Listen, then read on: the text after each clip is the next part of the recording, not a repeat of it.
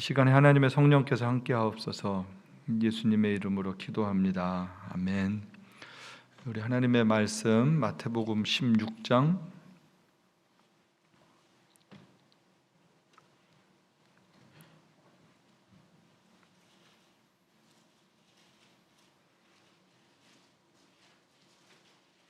마태복음 16장 18절 우리 한 절 말씀인데 우리 같이 보겠습니다. 한 절 말씀.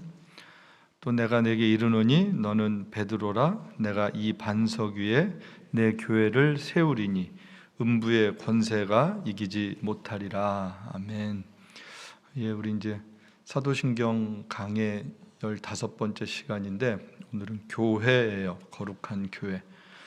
성령을 믿사오며 거룩한 교회와 이제 이 부분을 말씀을 나누는데, 지난주에 우리가 성령을 믿사오며 했잖아요.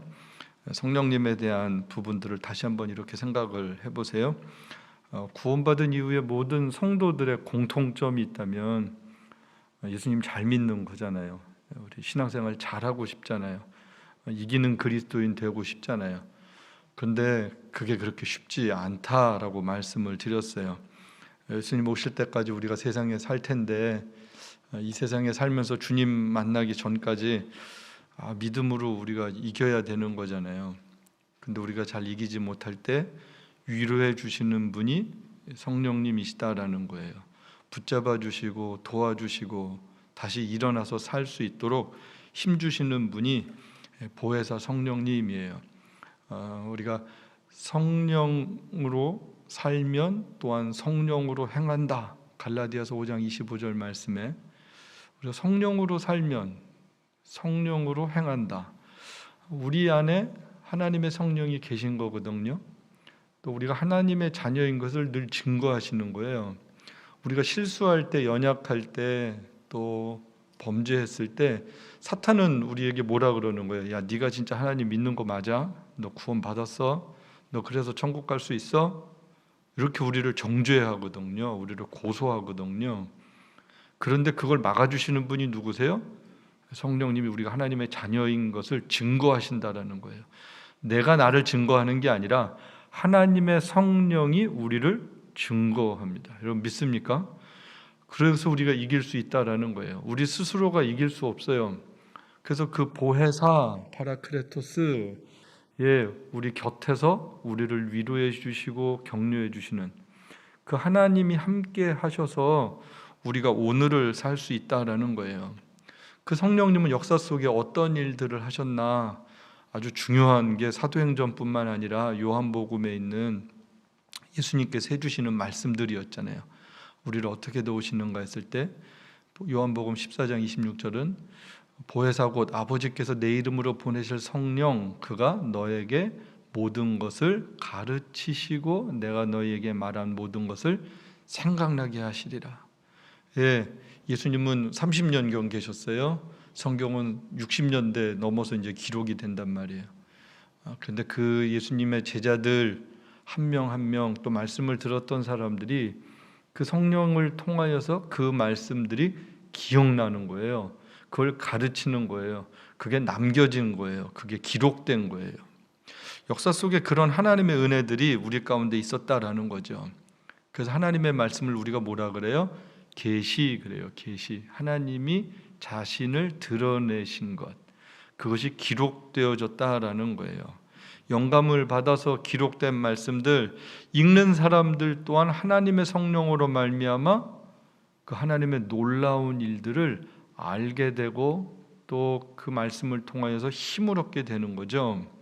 오늘날을 살아가는 하나님의 백성들이 뭘로 위로를 받으세요? 여러분 무슨 위로를 받으세요? 누구를 통해서 위로를 받으세요? 물론 사람이 위로가 될 때도 있어요.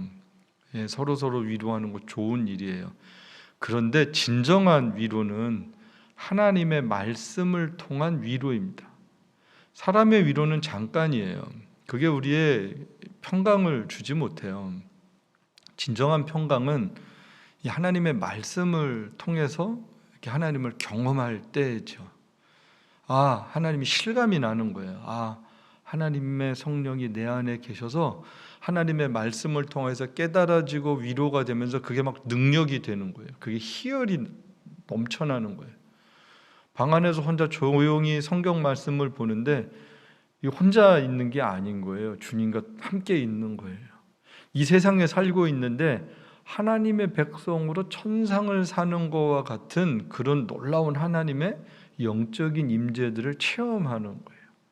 여러분, 그게 하나님의 말씀 안에서 살아가는 사람들이, 그런 사람들만 누리는 놀라운 축복입니다. 여러분들, 그런 은혜들이 있게 되길 정말로 축복합니다. 하나님의 성령이 그런 은혜를 주시는 거예요. 그러니까 불의를 보고도 용기 있게 하는 거죠. 여러분, 종교개혁자들이 뭐 다른 용기를 어디서 용기를 얻었겠어요? 하나님의 말씀이잖아요. 루터가 하나님의 말씀 보고 깨닫잖아요. 켈빈이, 존 낙스가, 모든 사람들이, 존 웨슬레가 모두가 다 하나님의 말씀이었습니다. 하나님의 말씀 앞에 서니까 진리를 알게 되고, 진리를 통해서 자유를 얻게 되고요, 그 자유를 통하여서 용기 있는 사람이 되게 하는 거예요. 이 세상의 두려움, 걱정, 근심, 여러분, 그분들이 왜 없었겠어요? 다 젊은 나이였거든요. 종교개혁자들이 다. 그럼에도 불구하고 존 후스도 그랬고요, 그 순교를 당하면서도 그들이 굴하지 않은 거예요. 재판을 받으러 가면서도 용기가 있었단 말이에요. 진리와 함께 살아가는 그 용기, 그 누가 주시는 거예요? 하나님의 성령께서 역사하셔서 그 말씀을 통해서 용기 있게 그 시대를 살아갔다라는 거죠. 이 시대도 마찬가지죠. 우리가 어떻게 용기 있는 그리스도인 될 수 있겠어요? 하나님의 말씀을 통해서 하나님의 성령의 인도하심을 받는 거예요. 또한 성령께서는 예수 그리스도를 증거하게 하셨어요. 요한복음 15장 26절에 내가 아버지께로 너희에게 보낼 보혜사 곧 아버지께서 나오시는 진리의 성령이 오실 때에 그가 나를 증거하실 것이요. 성령님은요, 하나님의 말씀을 알게 하고요, 또 결국은 그 말씀을 통해서 예수님을 알게 하는, 예수님 앞으로 우리를 인도하는 거예요. 그러면서 그 성령님은 우리 안에 이제 내주하세요. 우리가 영에 속한 사람이 됐습니다. 그리스도의 영이 없으면 그리스도의 사람이 아닙니다. 그런데 그리스도의 영이 있으면 어떤 사람이에요? 그리스도의 사람인 거예요. 저와 여러분이 그리스도의 사람인 걸 여러분 믿으세요? 그 확신하는 거예요. 내 안에 하나님의 성령이 계셔. 그래서 내가 하나님의 사람이 된 거예요. 내가 막 뭘 잘해서 하나님의 사람이 된 게 아니라, 내가 뭘 거룩한 척해서 하나님의 사람이 된 게 아니에요. 우리의 행위나 우리의 노력으로 그리스도의 사람이 된 게 아니라 그리스도의 영이 우리 안에 계셔서 우리가 그리스도의 사람이 되었다라는 거예요. 그래서 누구도 육체로 자랑하지 못하게, 우리의 행함으로 자랑하지 못하게, 우리의 과거의 어떤 것이 오늘 우리의 자랑이 될 수 없는 것은 그리스도의 영이 우리 안에 계시기 때문에 그 어떤 것도 비교가 되지 않는다라는 거예요. 그렇습니다. 하나님의 성령이 우리 안에 계세요. 그래서 하이델베르그 말씀 저번에 우리 봤잖아요. 그리스도께서는 이 세상 끝날까지 항상 우리와 함께 계시겠다고 약속하지 않았습니까? 다시 한번 읽어보실까요? 그리스도는 참 사람이며 참 하나님이십니다. 인성으로 그리스도께서는 지금 이 땅에 계시지 않습니다. 그러나 그의 신성과 위엄과 은혜와 성령으로 그리스도는 한순간도 우리로부터 떨어져 계시지 않습니다. 주님은 우리를 절대 혼자 있게 하지 않습니다. 우리를 절대 포기하지 않습니다. 우리와 늘 동행하고 계시다라는 거예요. 이제 오늘은 그렇게 그리스도께서 동행하는 한 사람 한 사람을 하나님께서 부르셨어요. 부르셔서 모으신 곳이 어떤 곳이에요? 교회입니다. 교회. 그래서 그냥 교회가 아니고, 우리가 신앙 고백할 때 교회와 그래요? 아니면 거룩한 교회와 그래요? 거룩한 교회와. 왜 거룩한 교회예요? 하나님의 성령이 있는 사람들이 모여 있으니까 거룩한 교회가 된다라는 거예요. 거룩은 두 가지가 있습니다. 하나는 구별됨이에요. 하나님께서 우리를 구별하셨어요. 거룩하신 하나님이 우리를 내거 그렇게 인정하시는 순간 우리는 거룩한 하나님의 자녀가 되는 거예요. 그 1차적인 거룩입니다. 신분적 거룩입니다. 그 거룩한 교회, 그걸 가르쳐주고 있어요. 여러분, 우리가 늘 잘 생각해야 되고 바르게 생각해야 되는 중요한 교리 가운데 하나가 이 교회란 무엇인가예요. 전 우리 에덴교회 성도들 또 이 말씀을 듣는 모든 분들이 교회에 대한 바른 이해가 있게 되길 바랍니다. 이 교회론이 건강해야 돼요. 그래야 건강한 신앙생활을 할 수 있고요, 온전하게 신앙생활을 끝까지 잘할 수 있습니다. 교회에서 물론 힘들 때도 있고 상처받을 때도 있고 어려울 때도 있어요. 그렇지만 그 교회에 잘 함께 연합되어 있을 때 우리 믿음에 유익이 있다라는 거예요. 하나님께서 왜냐하면 교회를 세우셨어요. 교회를 통해서 역사하시기 때문에 그렇습니다.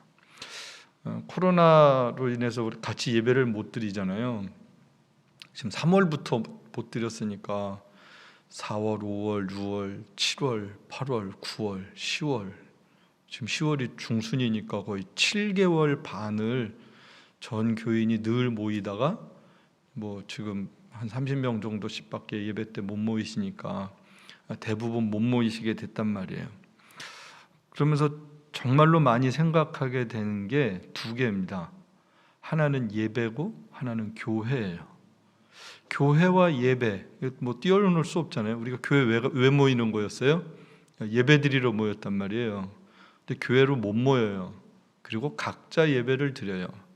예배는 우리는 일단 공예배가 굉장히 중요했어요. 주일의 예배, 또 수요일 예배, 또 금요 기도회, 또 새벽 예배, 이렇게 공적인 예배를 열심히 모이면서 우리의 믿음이 자라나고 또 교회 공동체에서 함께 신앙생활의 유익들을 늘 경험했었습니다. 그런데 지금 그 두 개를 잘 못하는 그런 시대를 살고 있다란 말이죠. 그러면 교회로 모여서 예배를 드리지 못하면 우리는 뭐지? 이렇게 생각하실 수 있어요. 그런데 오히려 이 정말로 성경에서 가르쳐 줬던, 우리 믿음의 선배들이 교회에 대해서 가르쳐 주었던 교회와 진정한 예배에 대해서 우리가 다시 잘 생각할 수 있는 그런 좋은 기회가 사실은 주어졌습니다. 마태복음 16장 18절은 우리가 배경을 잘 알죠.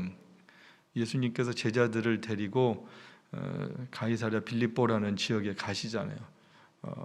이스라엘 북쪽에 있었어요. 가이사, 빌립, 이스라엘의 분봉왕과 로마의 황제 이름을 딴 도시였습니다. 거기에 가서 거기 신전이 있었단 말이에요. 그 주변에 가셔서 일부러 예수님이 제자들에게 물으셨잖아요. 너희는 날 누구라고 하느냐라는 거예요. 세상은 날 누구라고 하느냐라는 거예요. 신전이 있어요. 이방 신전이 우상 숭배하는 곳이에요. 로마의 황제 이름을 딴 도시입니다. 누가 진짜 왕이야? 이 질문을 제자들에게 하시는 거예요. 누가 세상을 정말 다스려? 이 이야기를 하는 거예요. 너희는 내가 정말 누구라고 생각해? 굉장한 질문이죠. 그때 다른 제자들이 말 못할 때 베드로가 위대한 신앙 고백을 하잖아요. 주는 그리스도시요 살아계신 하나님의 아들이십니다. 그래서 예수님이 너무 기쁘셔서 바요나 시몬아 네가 복이 있다. 이를 내게 알게 하니는 네가 아니고 하나님의 성령께서 너에게 은혜를 베푸셨어. 이 말씀을 하신단 말이에요. 그리고 이어서 주시는 말씀이 마태복음 16장 18절입니다. 내가 이 반석 위에 너의 신앙 고백 위에 주는 그리스도시요 살아계신 하나님의 아들이십니다 라는 이 신앙 고백 위에 내 교회를 세운다.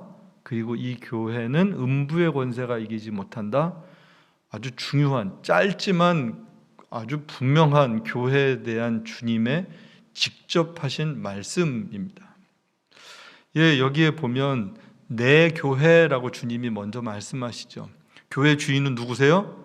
예수님이세요. 내 교회라는 얘기는 교회의 주인됨에 대한 말씀이었습니다. 모두 아는 이야기죠. 사람이 절대 주인이 될 수 없어요.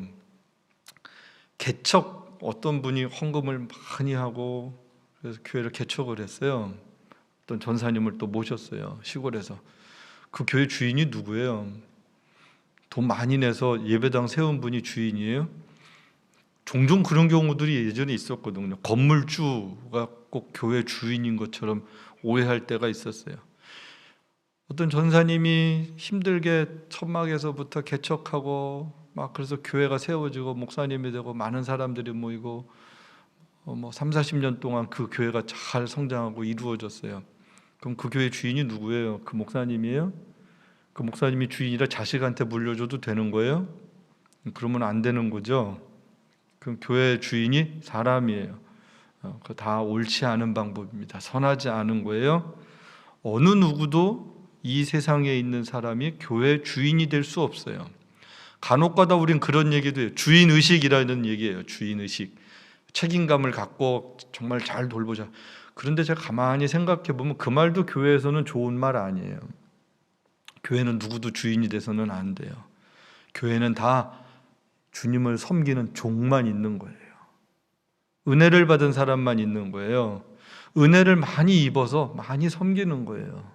그걸 우리가 한국적 표현으로 주인의식, 오너십 이렇게 얘기를 하는데 그 표현 자체가 잘못됐어요. 많이 봉사해서 애정을 갖고 있고 교회를 사랑하는 거 너무 소중해요. 그렇다고 해서 큰 소리를 내어서도 안 되고 영향력을 행사해서는 더더욱 안 된다라는 거예요.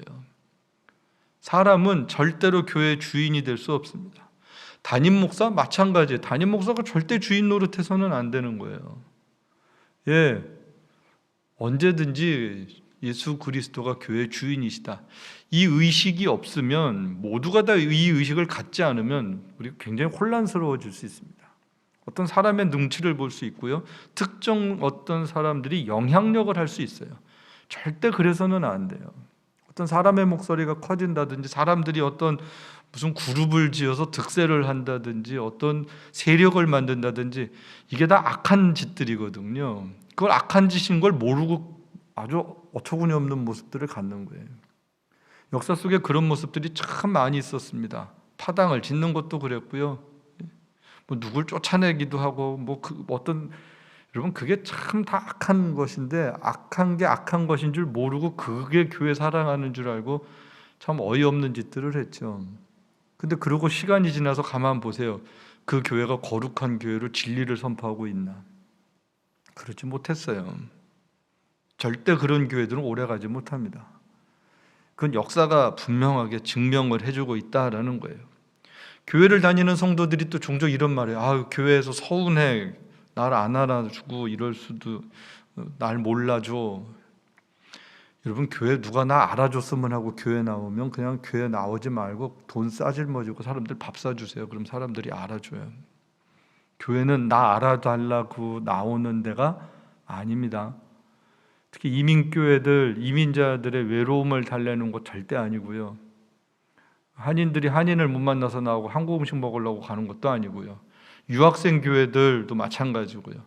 여러분 교회는 그렇게 사람의 니드를 채워주고 사람의 필요를 채워주는 것이 아니에요. 물론 연약할 때 믿음이 자라기 위해서 도와줄 수 있어요. 사랑을 나눌 수도 있고 베풀 수가 있어요. 그런데 그게 계속해서 지속적이어서는 안 된다라는 거예요. 여러분 나이가 먹었는데도 젖 먹여주고 똥기저귀 치워주고 그러면 그게 정상은 아니죠. 교회가 그럴 수도 있다라는 거예요. 계속 그런 걸 요구할 수도 있다라는 거예요.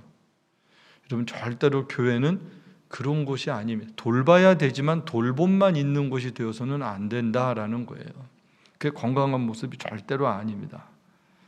교회로부터 뭔가 대접을 받으려고 하는 마음 절대로 있어서는 안 되고요. 정말로 교회를 사랑하되 교회를 두려워하는 마음이 또한 함께 있어야 된다라는 거예요. 욕구 이론들이 있잖아요. 어떤 사회든지 어떤 조직이든지 메슬로우 욕구 이론이 있어요. 생리적인 욕구도 있고 안전의 욕구도 있고 사회적 욕구도 있고 존경받는 욕구도 있고 자아실현의 욕구도 있어요. 어느 집단이든지 사람들이 모인 곳은 저 욕구 이론이 존재합니다. 그리고 저걸 잘 활용을 하면 공동체가 확장된다라고 이야기를 해요. 사회학적으로 분명한 건 있어요. 그런데 교회에서 저 이론이 통해서는 안 됩니다. 제가 저 이론을 교회에서 있는 것을 제가 굉장히 배격하는 사람 중에 하나예요. 저런 것이 있을 수는 있어요. 그런데 그리스도 안에서 저 욕구 이론이 통용되어서는 안 된다라는 거예요. 저걸 뒤집어서 살 수 있어야 됩니다. 저런 나의 욕구가 실현되지 않고 오히려 그리스도가 영광을 받고 높임을 받고 나의 욕구가 채워지는 장이 아니라 하나님의 뜻이 온전하게 이루어지는 것이 교회입니다. 그리고 그런 교회가 되도록 모두가 다 그리스도의 은혜를 입어야 되고요. 성령의 거룩한 역사 가운데 충만함을 얻어야 저 모든 것들을 극복할 수 있어요. 나의 욕구, 나의 자아 실현, 나의 재능이 드러나는 것이 아니라 그 모든 것이 겸손하게 쓰임받고 섬김을 받는 곳, 그게 교회다라는 거예요. 저 기본적인 것들을 우리가 망각하기도 쉽고요.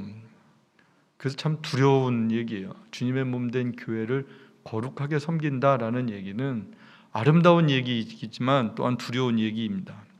예수님께서 내 교회 이렇게 말씀하셨고요.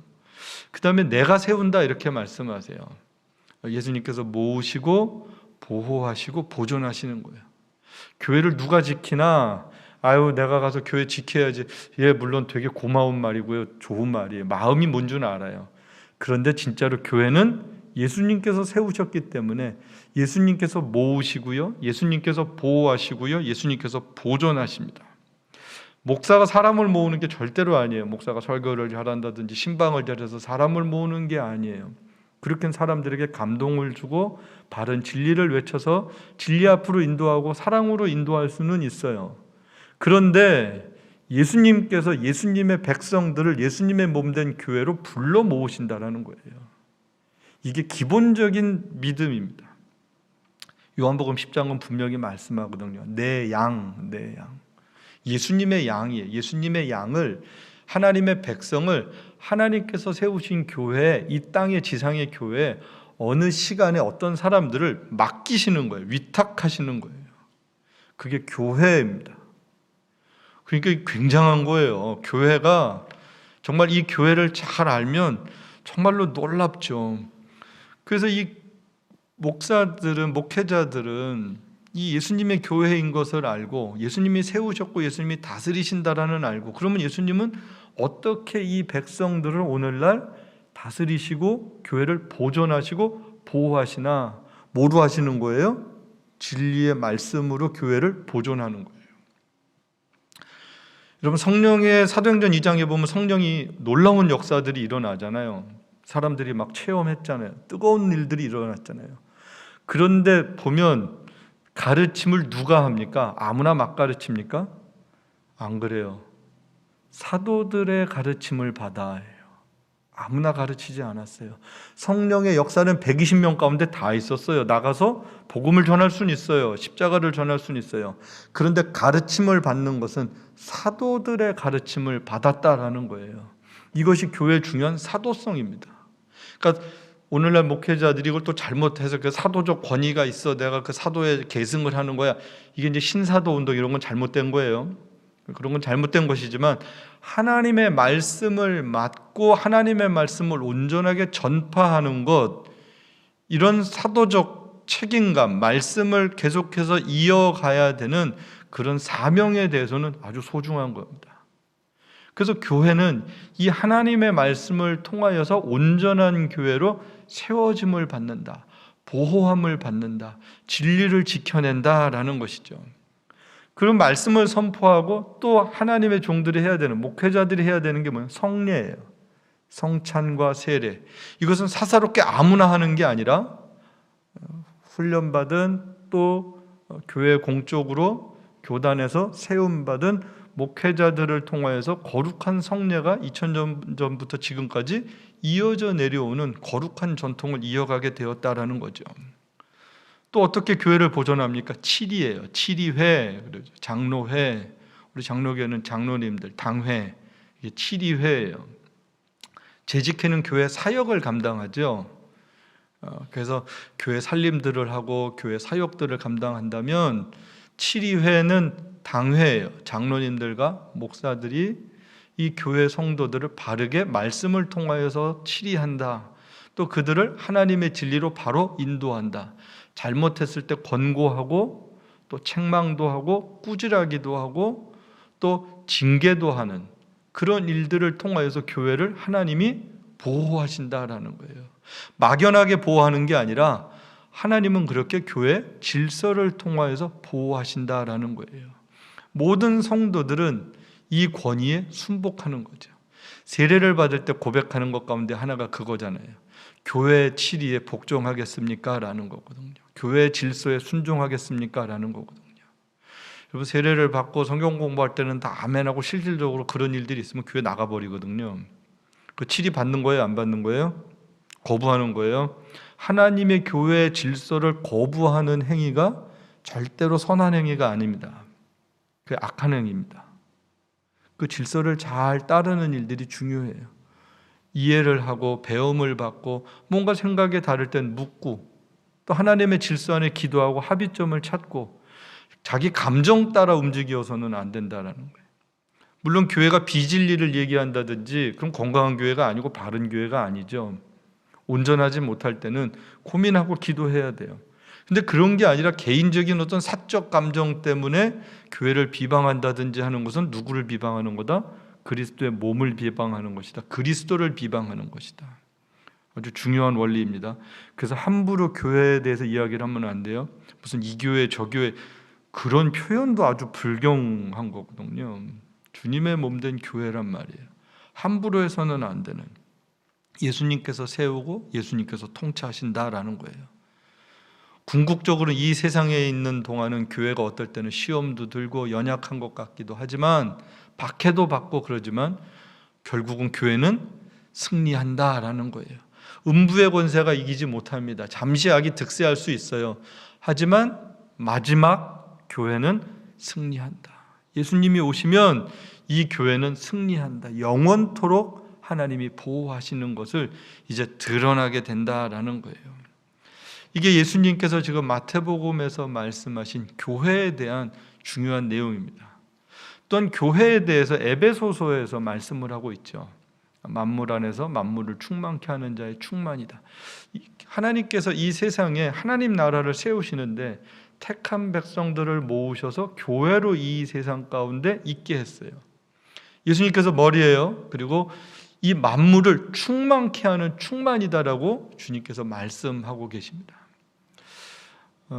우리 그 개혁교회에서 굉장히 중요하게 여기는 신조가 있어요. 1964년에 이제 1517년에 종교개혁이 이제 일어나잖아요. 유럽 지역에서 독일에서 일어나고 또 제네바 또 프랑스 이쪽 지역으로 이렇게 막 확산이 되는데 그러면서 영국으로 넘어갈 때는 조금 늦게 넘어갑니다. 근데 거기서 막 놀라운 일들이 일어나죠. 스코틀랜드 교회라든지. 그러면서 1600년대 찰스 1세 때 이제 영국 성공의 국교도와 비국교도라 그랬어요. 이제 청교도들 하도 갈등이 일어나고 막 순교들을 당하고 그러니까 찰스 1세 때 다 모아서 회의를 소집합니다. 그래서 경건한 사람들, 신학자들, 스코틀랜드와 잉글랜드에 있었던 그런 학자들, 이런 사람들을 모아서 신조를 만들어요. 우리가 그럼 지켜야 되는 믿음의 가장 기본이 될 만한 내용들을 만들어라.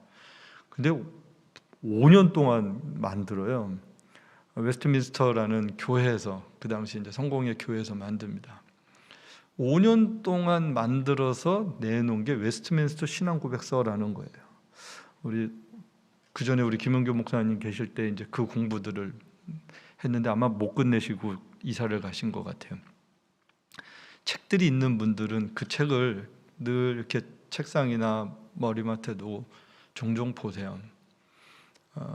인터넷에도 많이 있습니다. 여러분 뭐 엄한 이상한 공부 뭐 유튜브 같은 것도 보지 말고 그런 걸 좀 이렇게 보세요. 그냥 읽으세요. 읽다 보면 정말 자연스럽게 깨달아지는 은혜들이 있거든요.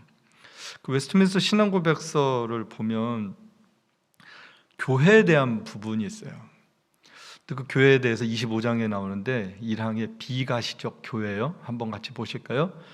보편적 또는 우주적 교회는 무형적이다. 이 교회는 머리 되시는 그리스도를 중심으로 하여 그 아래 하나로 지금까지 모여들었고 지금 모여들고 있고 장차 모여들게 되는 택함을 받은 모든 사람들로 구성된다. 이 교회는 그리스도의 신부요 몸이며 만물 안에서 만물을 충만케 하시는 그의 충만이다. 저기 보면 이제 참고 성경들이 밑에 있어요.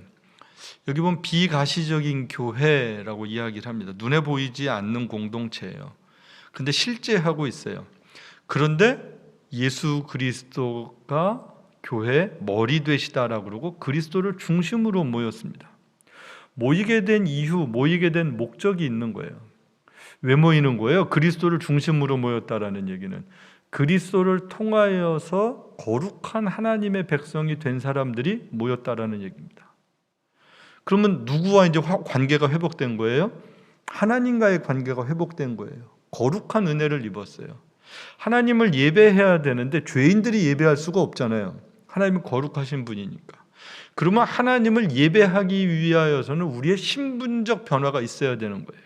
그리스도로 말미암아 우리의 죄가 용서를 받은 새로운 피조물, 새로운 하나님의 백성이 된 사람들, 그들을 불러 모으셨어요. 하나님이 원래 나의 백성들을 나를 예배하기 위해서 창조했다. 그 하나님께서 우리를 지으신 목적이잖아요. 원래 다 내 백성이었어. 근데 범죄해서 하나님과 관계가 멀어졌거든요. 이제 다시 하나님이 예배를 받으시는데 그 하나님의 은혜를 입고 거룩하게 구별된 사람들, 그들을 통해서 예배를 받길 원하신다라는 거죠. 결국은 예수 그리스도를 통하여서 하나님께 나아가는 그런 공동체가 교회다라는 것을 지금 가르쳐 주고 있습니다. 그러니까 그 거룩한 교회, 그래서 여기 보면 역사 속에 지금까지 모여들었고, 그렇죠. 오늘 우리 이전의 믿음의 선배들이죠. 아담 이후에 아벨이 예배를 드려서 그 예배를 받으셨고, 그 다음에 하나님이 셋을 주셨고, 또 예배하지 않던 더 많은 사람들이 살았지만 다시 에노스 시대 또 여호와의 이름을 부르게 하셨고, 그러면서 그 셋 계열의 후손들이 계속해서 하나님을 예배하면서 오늘날까지 이어지고 있다라는 거예요. 구약의 믿음의 선배들이 그렇게 하나님 예배하는 사람들을 만드셨고 그들이 믿음의 유산을 가지고 계속해서 내려왔다라는 거죠. 예수님 당시 예수님을 구주로 고백했던 사람들이 하나님을 예배하게 되었고, 그 부활의 기쁨을 누렸던 사람들이 모여서 떡을 떼며 그리스도를 예배하고 그 하나님을 높이는 일들을 역사 속에 해와서 오늘날까지 지속적으로 해왔고, 오늘 우리가 그 믿음을 이어가고 있고, 또 앞으로 주님 오시기 전까지 모든 세대가 그 은혜를 입은 사람들은 하나님을 예배하게 되어 있다는 거죠. 그 모임을 뭐라고 부른다고요? 교회인데 어떤 교회? 비가시적인 교회다. 볼 수 없는 교회다. 그러니까 이 비가시적인 교회는, 볼 수 없는 교회는 역사 속에 계속해서 있었던 전체적인 교회. 이 교회는 마지막에 언제 드러나는 거예요? 예수님 다시 오실 때, 그때 다 드러나는 거예요. 모든 사람들이 함께 하나님을 예배했던 사람들이 모여서 찬양하게 되는, 예배하게 되는, 구원의 어린 양을 찬양하게 되는 그런 날이 이제 오게 된다라는 거죠. 두 번째는 이제 가시적인 교회, 눈으로 보이는 교회요. 같이 봅니다. 유형교회 또한 복음 시대에는 보편적이요 일반적인 교회이다. 이전 율법 시대처럼 한 민족에게만 재현되어 있지 않다. 이 유형교회는 전 세계적으로 참 교회를 신봉하는 모든 사람들과 그들의 자녀들로 구성되어 있다. 그리고 이 교회는 주 예수 그리스도의 왕국이며 하나님의 집이며 권속이다. 이 교회를 떠나서는, 즉 교회 밖에서는 통상적으로 결코 구원을 받을 수 없다. 지금 가시적인 교회에 대해서 얘기를 합니다. 모든 교회, 그 가운데서도 눈에 보이는 유형교회가 있어요. 이 교회는 우리가 기본적으로 참 교회를 얘기합니다. 같은 신앙 고백을 하는. 그리고 거기에는 모든 자녀들도 있어요. 한 민족에게, 구약처럼 유대인들에게 제한되어 있지 않았다라는 거예요. 이젠 그리스도를 통해서 누구든지 다 하나님의 자녀가 될 수 있는 길이 열렸고요. 이젠 그리스도를 통하여서 하나님의 왕국이 되었습니다. 그래서 하나님의 집이고 하나님의 백성이고 하나님의 가족이에요. 그리고 이 교회를 떠나서 교회 밖에서는 구원을 받을 수 없게 하셨어요. 즉 예수님을 믿고 신앙 고백한 공동체를 뭐로 부르셨다? 교회로 부르셨다. 교회 안에서 하나님의 말씀을 통하여 구원받게 하셨다. 하나님을 예배하게 하셨다. 구원의 기쁨과 감격이 이 교회 안에 있게 하셨다라는 거예요. 그러니까 이 교회는 어마어마하죠. 구원의 방주죠. 놀라운 거죠. 여러분, 그래서 이 거룩한 교회, 이 교회를 생각하면 정말 되게 감사해야 돼요. 이 교회를 허락하신 하나님 앞에 감사하는 거예요. 그러면서 이 교회를 볼 때 우리가 같이 신앙 고백하는 게 있는데, 모든 교회가 하나다라고 고백을 하는 거예요. 한 성경 안에서 한 신앙 고백을 하는 모든 교회는 하나입니다. 중요한 게 같은 성경, 같은 신앙 고백이에요. 그리고 이 사도적 가르침, 하나님의 말씀을 가르치는 일에 충실한 교회, 정말로 성령 충만해서 한 말씀 안에서 한 하나님을 믿고 다시 오실 예수님을 높이는 전 세계의 모든 교회가 하나이고요. 그 보이는 교회 속에 함께 모여있는 성도들 한 사람 한 사람이 다 교회고요. 믿음의 가족이 된다라는 것이죠. 그리고 이 모든 교회는 거룩해요. 아까 말씀드린 것처럼 피로 값주고 사신 한 사람 한 사람이 거룩하기 때문에 그 거룩하게 모이는 성도들이 다 거룩합니다. 물론 땅의 교회가 연약함이 있지요. 부족함이 있지요. 불완전하지요. 그럼에도 불구하고 구별된 교회는 거룩합니다. 그래서 연약하지만 우리는 끝까지 세속주의를 거부하는 거예요. 세상적인 것들이 교회에 들어오지 않도록 막는 일들이 중요합니다. 성경적 가치를 지키는 일들이 중요합니다. 그 일을 교회가 정말로 힘써서 해야 되는 거죠.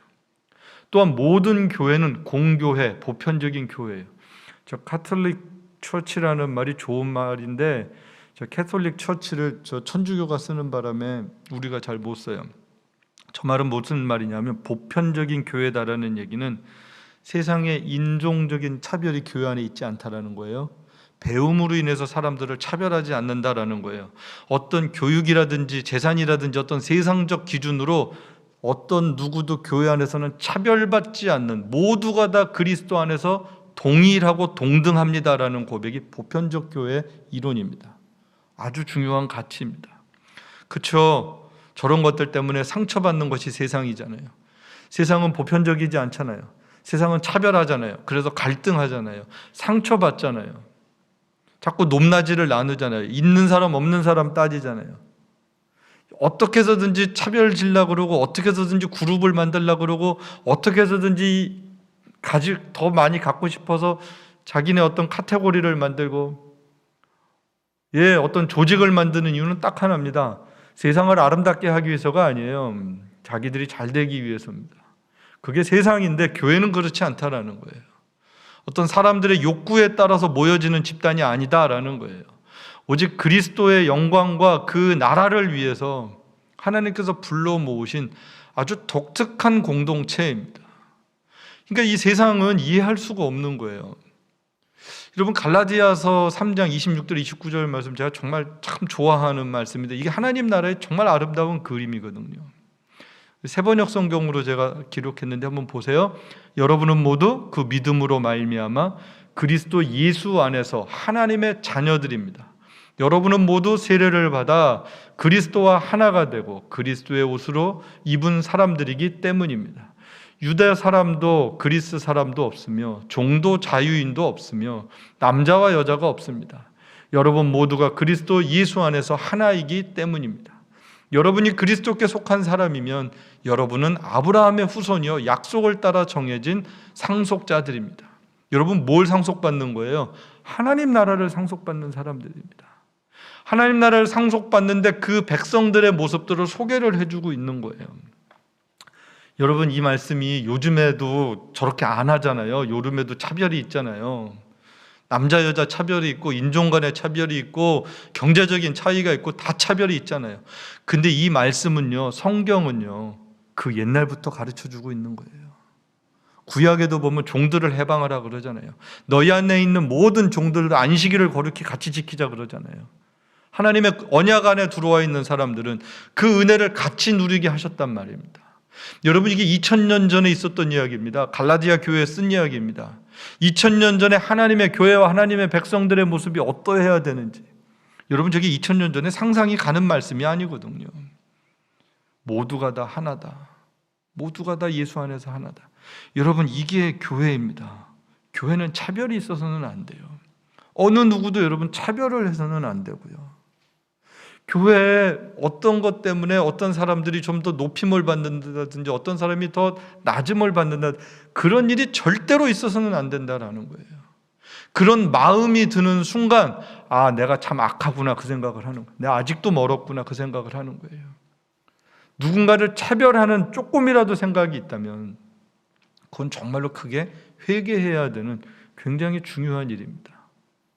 역사 속에 참 무지에서 그런 일들이 많았어요. 한국에도 한국 교회도 그랬고 유럽 교회도 그렇고 미국 교회도 그렇고 정말로 다 그랬죠. 양반 교회도 있었고 지금도 한국에 그런 교회가 있어요. 어떤 특정인들의 교회가 있어요. 무슨 교숙교회도 있고요. 무슨 디자이너들이 모이는 교회가 있고요. 무슨 연예인들이 모이는 교회가 있고요. 그런 걸 이렇게 들으면 아직도 교회를 모르는구나. 좀 그런 생각이 들어요. 그런 사람만 가는 거예요? 그렇지 않잖아요. 교회는 어떤 특정인들이 주류를 이루면서 그들이 모든 것을 결정할 수 있는 곳이 되어서는 안 된다라는 거예요. 물론 특별한 사람들이 모일 수는 있어요. 그런데 그것이 어떤 세력화가 돼서는 안 돼요. 문을 열고 모두가 다 와서 한 가족이 될 수 있는, 여러분 그 자체가 갈라디아에서 있는 말씀 자체를 가만히 보면 그런 교회라면 그 교회의 모습 자체가 빛이 나지 않겠어요? 누구든지 가서 존중받고 사랑받고 가족됨을 경험하게 된다면 그 자체가 하나님이 정말로 기뻐하시는, 하나님이 찾으시는 공동체가 아니겠냐고요. 여러분 하나님이 찾으시는 예배자가 어떤 예배자 같으세요? 손을 들고 거룩하게 하는 예배자도 있으면 좋겠죠. 진짜 예배자는요, 저는 이 갈라디아 3장 26절에서 29절이 실천되어지는 그 삶의 자리가 정말로 하나님이 찾으시는 예배의 자리라고 확신합니다. 그런 삶의 예배가 드려질 때, 그런 사람들이 모여서 함께 하나님을 예배할 때 그 예배가 보편적인 예배가 되는 거고요, 거룩한 예배가 되는 거예요. 여러분 그 교회가 그럴 때 거룩한 교회로서 이 땅 가운데 하나님의 영광을 드러낸다라는 거죠. 여러분 교회를 한번 가만히 생각해 보세요. 나는 어떤 교회를 꿈꿨나? 나는 어떤 교회를 다니고 싶었나? 내가 찾는 교회는 어떤 교회인가? 그런데 하나님은요, 나라는 사람이 교회가 되길 원하시는 거죠. 나라는 사람의 예배를 받길 원하시는 거예요. 여러분 교회는요 너무나도 거룩한 이름입니다. 현존하는 하나님의 나라입니다. 누군가는 교회를 보고 하나님 나라를 보는 거거든요. 나도 저 나라에 들어가고 싶어. 나도 저 나라에 들어가야 되겠어. 그게 교회여야 합니다. 많이 우리가 부족하고 연약한 부분들이 있어요. 근데 오늘 말씀을 통하여서 참 교회가 되는 일을 우리가 마음속에 품고, 그리고 정말로 그런 교회가 되도록 우리가 함께